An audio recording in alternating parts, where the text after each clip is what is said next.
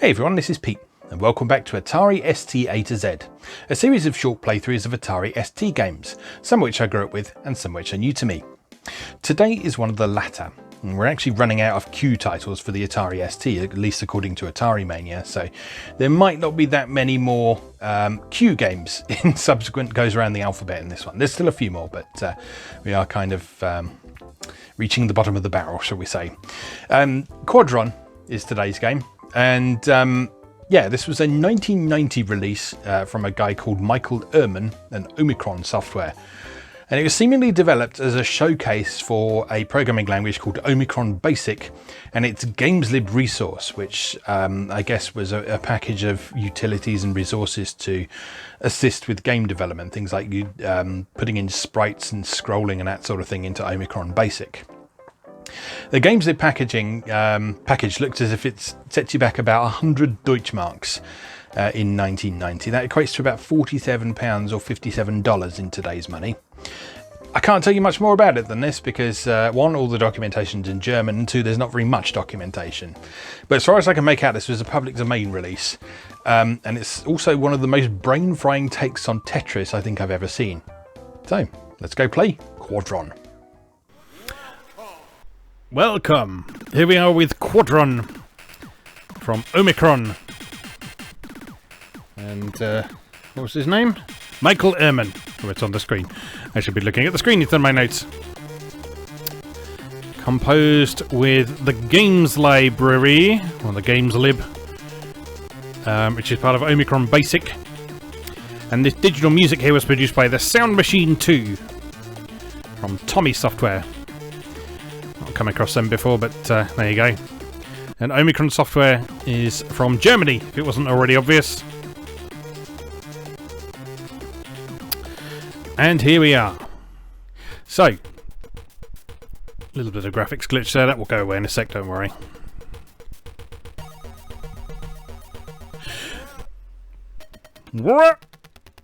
Welcome. Okay, so what this game is it's basically a slightly sadistic take on Tetris.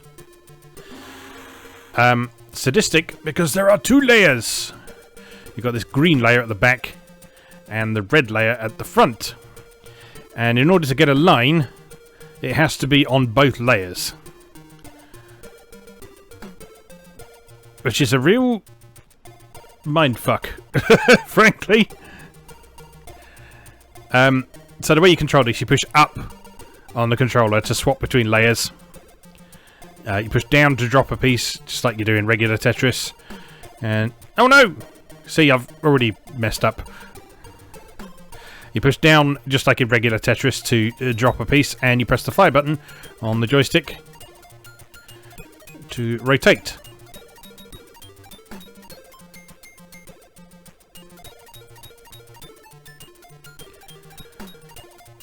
We have a bit of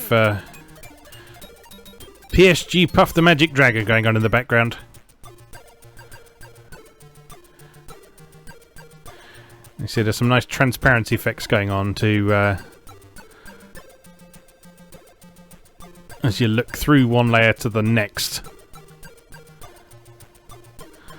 So a lot of the challenge comes from being able to accurately interpret what you're seeing and be basically playing two games of Tetris at once.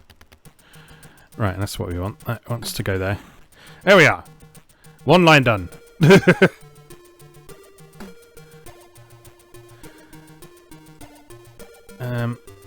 That can go there. So if we can fill in that bottom line, that would be good.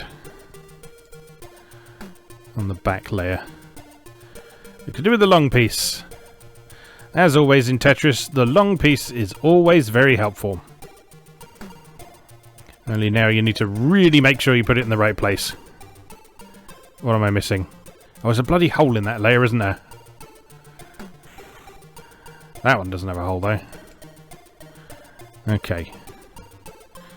So we want to build on the second level up on the front layer.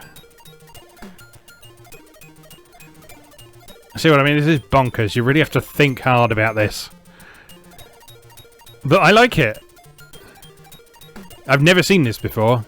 I mean, I've seen hundreds of Tetris clones over the years on a variety of different platforms. But I've never seen anyone do this.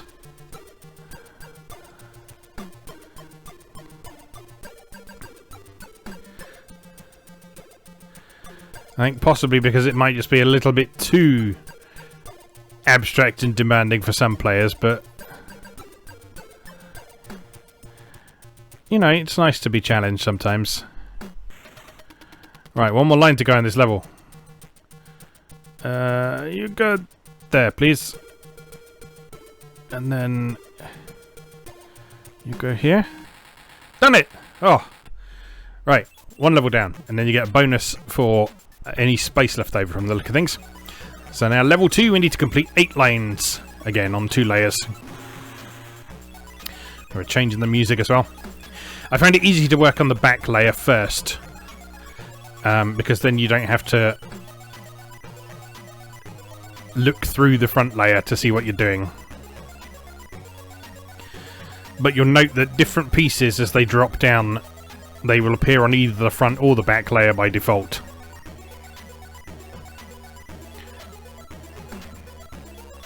So you need to pay close attention to that, particularly the colours. The red layer is the front, and the green layer is the back. Which obviously means you're completely fucked if you're colourblind, but, well, sadly at this point in gaming history, accessibility was not as much of a concern as it is today.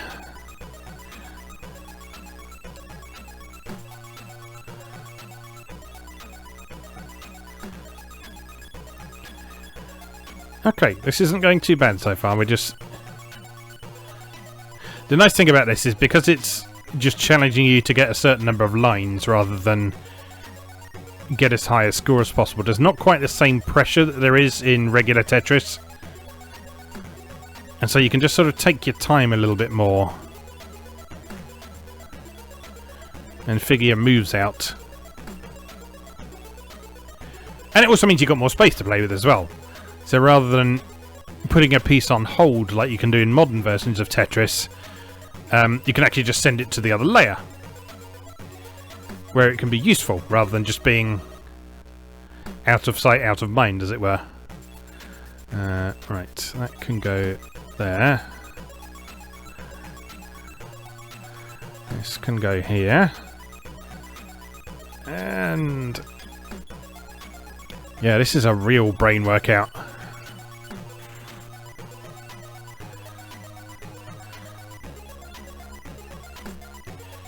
I mean, I really miss the days of puzzle games like this. And, I mean, I kind of tend to associate complex puzzle games probably with, like, the PlayStation 1 era, mostly. But they were around in the 8 and 16-bit home computer eras. There's some good 8-bit versions of Tetris from what I recall. 8-bit home computers, I mean, most people are familiar with like the Game Boy and the NES versions. But yeah, I'm pretty sure I've got a copy of Tetris on cassette for ZX Spectrum somewhere. And I think it works even. It's always a pleasant surprise when cassettes that are that old still work.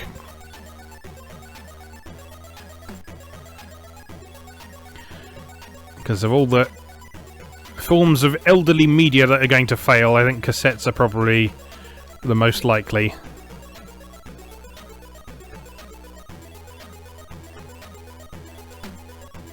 I've been quite concerned that a lot of my old Atari 8-bit discs are sort of being subject to like disk rot and stuff like that. But it actually turned out it was just the disk drive that was causing problems. The disk drive needed a good head cleaning. So we did that, and now it's good as new. With all of my childhood discs full of pirated games still working just as well as they did 30 odd years ago. Magical. It really is.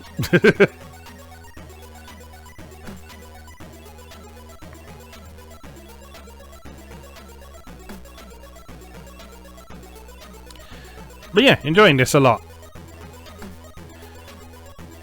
And as far as I'm aware, this is public domain. So it's sort of freely available. You can just download it and play it on an emulator or a real ST. Which is cool. Remove all blocks. Okay, so we do have some different level types as well. Oh.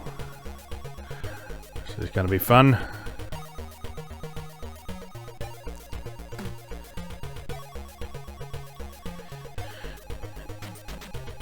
But yeah, the thing I'm probably most impressed with this game is how they haven't just made it a straight Tetris clone.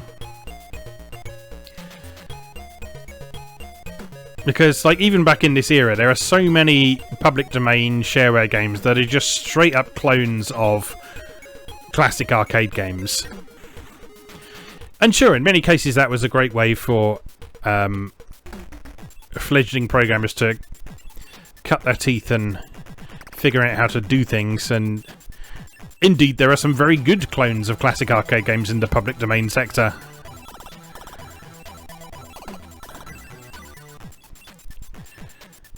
But what really interests and excites me from that scene is when someone comes up with an actually original idea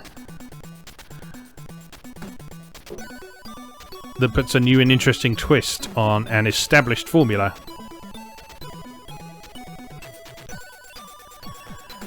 Like this.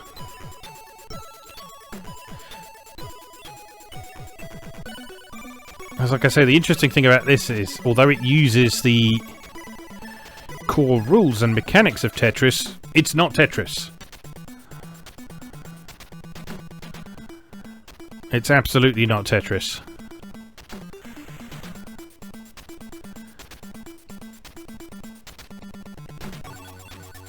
Because it's requiring you to think about things in a way that is completely different to classic Tetris. Which is cool.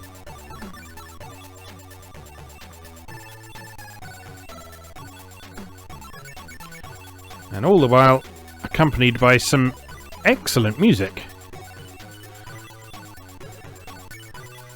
Yeah, I'm very impressed with the soundtrack in this. Some people were really good at making the dear old ST sound chip sing. And it seems like the folks behind this were some such people. In fact, interesting, if you listen, there's actually a mix of PSG sounds and sample sounds in there.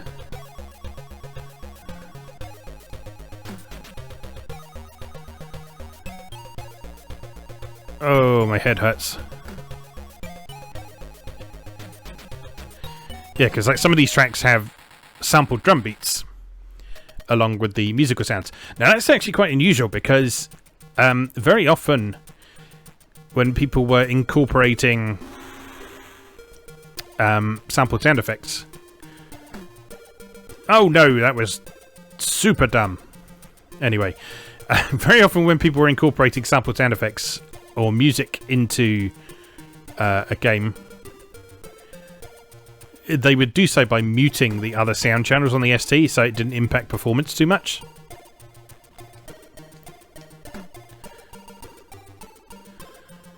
And so I have mad respect for anyone who can get sampled sound effects running in sync with PSG sounds.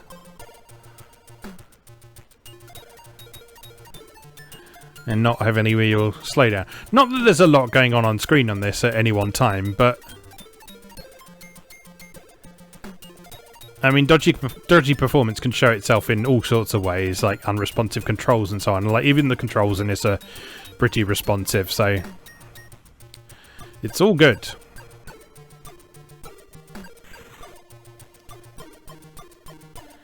And where else can you enjoy Tetris-esque action while accompanied by a chiptune rendition of Puff the Magic Dragon? Right here on Quadron.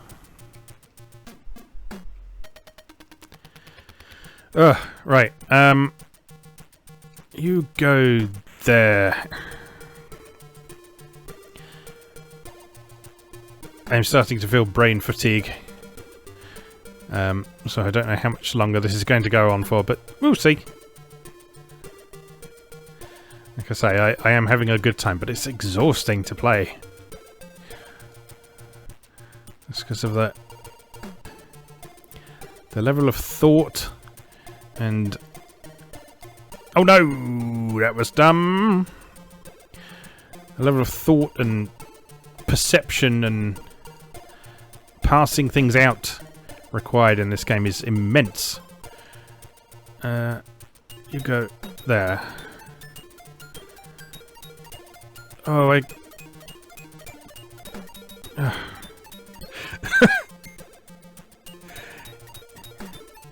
yeah, it's not like it's actively hurting my eyes or anything, but it is just sort of getting a bit tiring to look at those two layers and figure out exactly what's happening.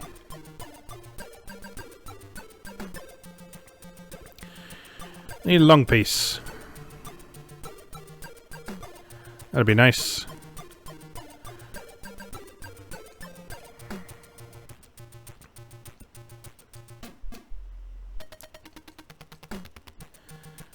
Come on, give me a long piece. You know you want to. Apparently you do not want to. That's fine. That's fine. We can get along without a long piece.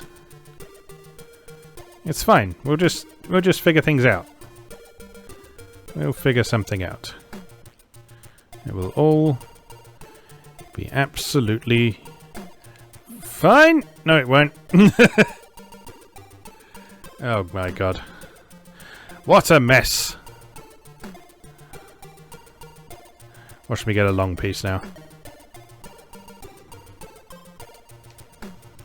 I suspect this level will be the end of us.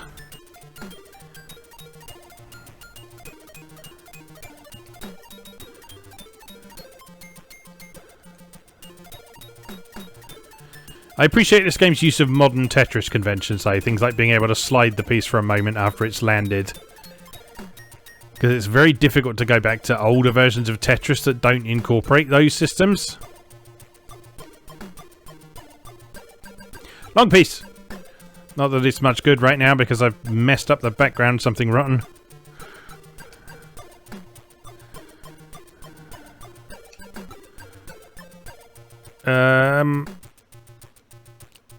Oh god, yeah, I'm getting super confused now.